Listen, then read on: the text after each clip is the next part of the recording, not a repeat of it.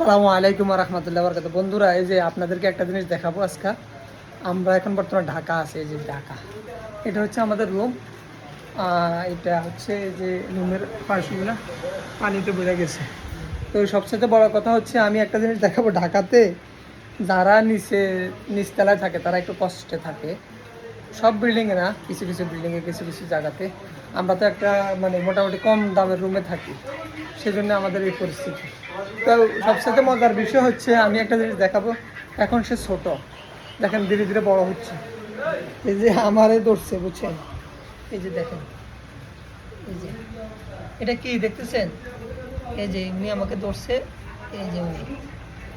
তো এখন উনি সেই ধরছে, এখন উনি সে কি অবস্থা, পরিস্থিতি কি বুঝেন? এই যে আমার পায়ে, এই যে যোগ যোগ ঢাকা শহরের রুমের ভিতরে যোগ।